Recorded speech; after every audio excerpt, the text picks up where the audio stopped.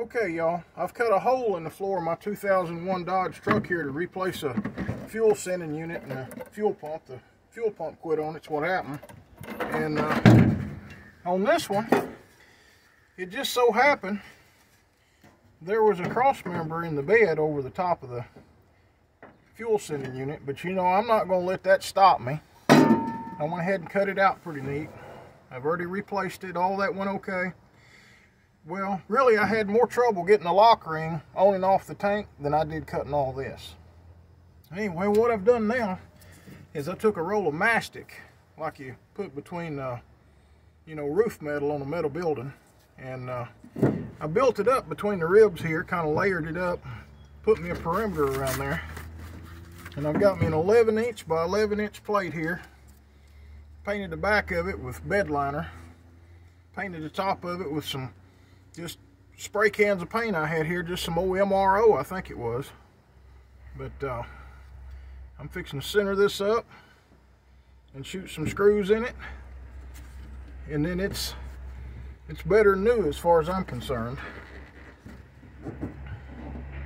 It doesn't have to be position perfect, but I'm trying to make it as good as I can.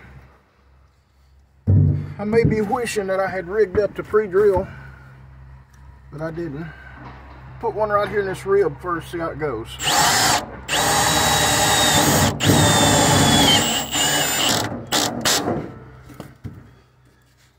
Obviously, you want to make sure you don't have anything underneath there you're screwing into, like a fuel line or something. So you want to look at it good ahead of time.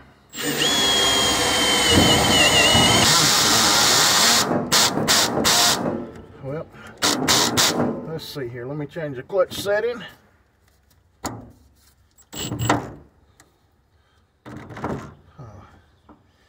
And let's see here a minute. Alright. Well, I'll back it up. Alright.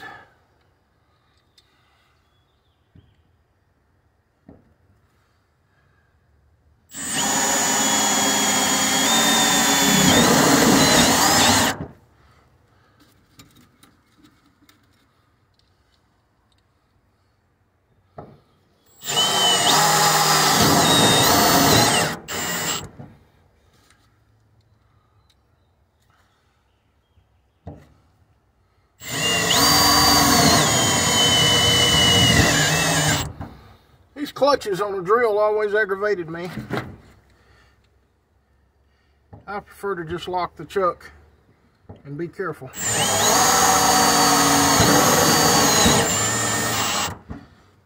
I'm putting more screws than I have to in this.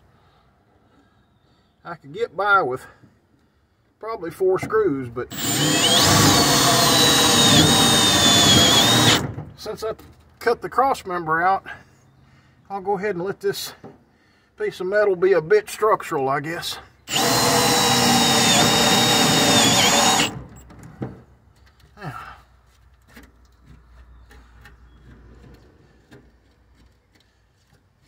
Now,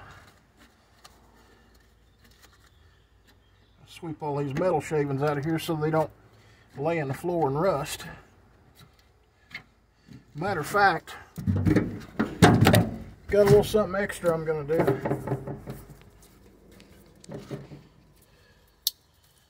I'll cut pieces of this mastic. Might as well show y'all what it's like. It's just clay looking, dumb looking stuff. I'm going to just pack some back under the edge of it there. No need letting that fill up with mud, dirt, and trash. So I'll just put some of this mastic back under there. Now, you could use silicone for this. That'd be just fine. I didn't want to use just a partial tube of silicone for this. Have the rest dry up. It's hot summer here now.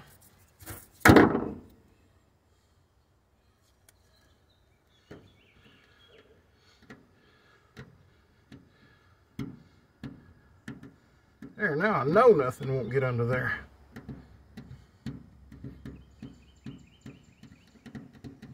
I'll do these other places that way now.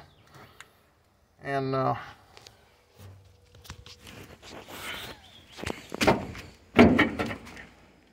that's gooder than new.